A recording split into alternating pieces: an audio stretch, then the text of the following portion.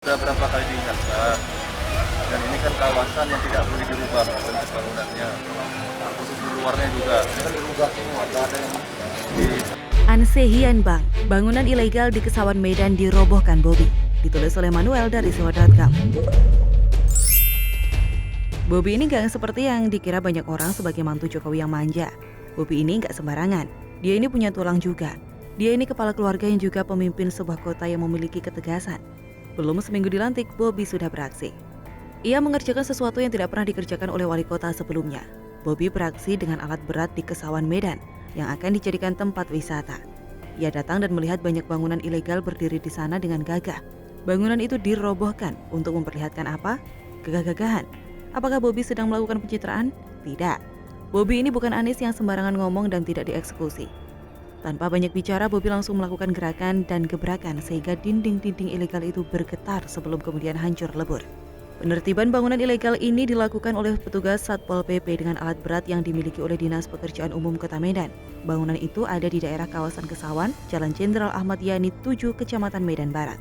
Sebelum dirubuhkan, bangunan itu dicat dengan tanda silang alias cross sebagai penanda, untuk kemudian wrecking ball dihantam ke sana, untuk kemudian rubuh dan puing-puingnya diangkat oleh ekskavator. Bobby melakukan ini tanpa takut karena dia benar. Berani karena benar, bukan karena bapak mertua. Bobby Nasution memiliki jiwa yang tegak lurus dengan apa yang menjadi peraturannya. Mungkin di awal-awal memang butuh keberanian ekstra di Medan. Ini Medan, Bung. Lantas Bobby pun harus memulai kepemimpinannya dengan ketegasan. Jangan seperti si Anies, si manusia yang gak jelas dan si pemilik saham miras yang takut dilepas sama Jokowi saat Jokowi berikan lampiran 3 di Perpres investasi alias penanaman modal tersebut. Bukan tanpa negosiasi, Bobby mengatakan bahwa ia juga sudah melakukan komunikasi dengan pemilik bangunan ilegal tersebut. Sudah diajak bicara dan ternyata tidak ada titik temu. Lantas yang dilakukan Bobby sebagai wali kota Medan, ia harus melakukan law enforcement alias penegakan hukum. Penegakan hukum yang sesuai dengan aturan, tidak tabrak aturan. Kalau harus rubuhkan, ya rubuhkan. Tidak bisa tidak. Karena kawasan Kesawan peruntukannya jelas. Tidak boleh ada bangunan yang diubah. Yang diubah harus dihancurkan. Kalau bicara di Jakarta tentu sangat jauh. Ada dapat kabar di daerah Jakarta, tempat-tempat ruko yang seharusnya tidak boleh diekstensi ke depan malah diekstensi. Tetapi didiamkan oleh Anies. Mari kita simak ucapan Bobby di dalam wawancaranya saat ia menertibkan gedung-gedung yang dibangun tanpa izin oleh mereka yang pernah merasa bisa membodoh-bodohi pemimpin sebelumnya. Ini kan kawasan yang tidak boleh diubah bentuk bangunannya. Terus di luarnya juga akan diubah semua. Di kanan kirinya itu tidak ada yang seperti ini bentuknya. Tidak diperbolehkan dan izinnya nggak ada, IMB-nya nggak ada. Sudah kita peringati, sudah kita surati. Tapi saya lihat kemarin 1 hari yang lalu masih kerja. Saya ingatkan kalau kerja sekali lagi saya hancurkan. Terkhusus daerah Kesawan ini, janganlah mengubah bentuk walaupun ada izinnya. Ikuti regulasinya. Bentuknya tidak boleh diubah. Ini harus kita lestarikan Kesawan ini. Dan saya ingatkan tempat lain juga yang kira-kira melanggar IMB, melanggar izin, berdiri di atas drainase akan kita rapikan. Kesawan ini kan kita bilang kemarin adalah salah satu program kita untuk pariwisata Medan dan menunjang perekonomian. Sekarang masa pandemi kita gencar menyelesaikan permasalahan dan menekan terus penyebaran COVID-19. Tapi kita berbarengan dengan perekonomian. Dan daerah Kesawan ini sangat dimanfaatkan untuk perekonomian kota Medan khususnya kuliner. Jadi ini harus kita tunjang terus, kita support terus, kita sediakan tempatnya. Nanti kita siapkan biar tidak lagi digusur-gusur. Angkringan-angkringan ini tidak digusur, tapi kita siapkan tempatnya. Di luar itu kita gusur, nanti biar tertib ada protokol kesehatannya. Semuanya diikuti regulasinya. Kehadiran Bobby ini dianggap menjawab keraguan-raguan politik soal kepemimpinan Medan yang dianggap tidak ada perubahan selama puluhan tahun. Terima kasih Dek Bobby. Saya salut kali ini sama kau.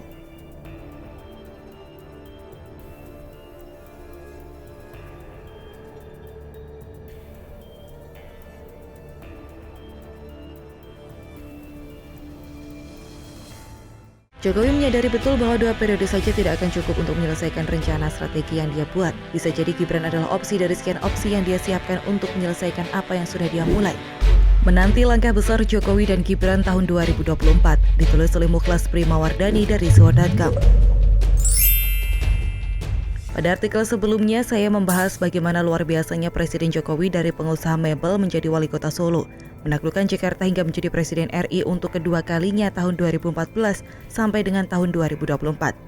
Tidak selesai dari situ, saya juga menjelaskan dan menggambarkan betapa luar biasanya Presiden Jokowi yang mampu menaklukkan para politisi senior yang dirasa tidak main-main dalam hal pengalaman, banyaknya masa, jenjang karir sebagai politisi senior Indonesia.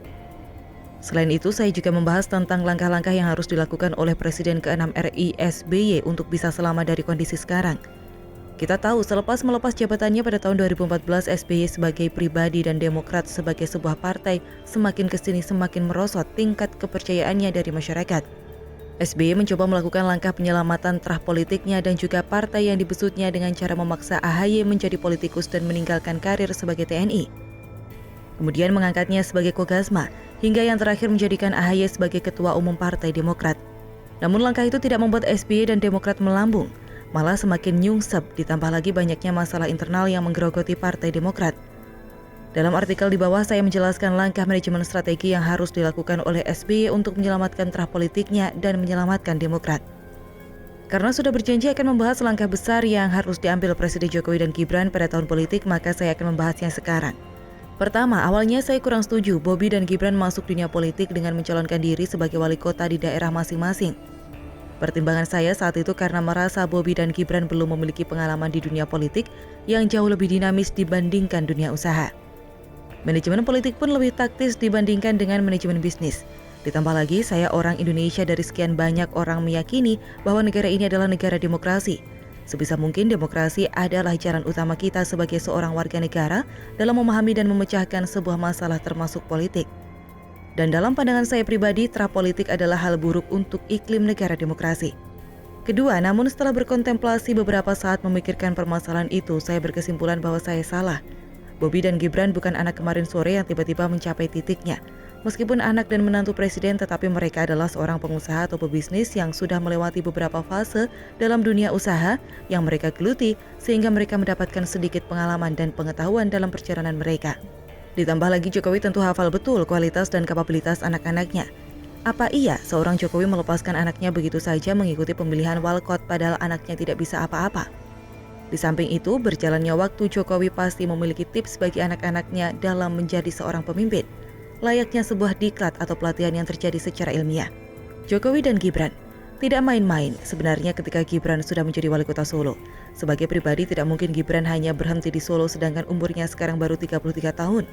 Seandainya dia menjabat 2 periode pun selepas jabatan dia masih berumur 43 tahun. Sebuah umur yang masih amat muda. Padahal kita tahu Prabowo, SBY, Ma'ruf Amin, Wiranto, Yusuf Kala, Amin Rais, bahkan Megawati di usia senja pun masih menabuh genderang pesta sebagai seorang politikus. Waktu masih menjadi wali kota Solo, tentunya Jokowi sudah melakukan pemetaan dan rencana jangka panjang kota Solo. Bisa jadi itu wajah kota Solo 50 tahun mendatang. Karena Jokowi di kota Solo tidak seumur hidup, maka tentunya ada beberapa langkah dan target yang harus dia capai dari masa lalu. Dan jadinya Gibran sebagai wali kota Solo tentunya bisa menuntaskan rencana strategi jangka panjang yang dahulu masih sebatas impian bagi Jokowi dan kini di tangan Gibran bisa menjadi langkah realistis. Hal itu pun masih berlaku saat Presiden Jokowi masih menjadi gubernur DKI. Banyak pengamat politik memberikan gambaran bahwa Ahok mengalami progres yang signifikan dalam menangani banjir Jakarta karena Ahok berhasil meneruskan program yang sudah digagas Jokowi.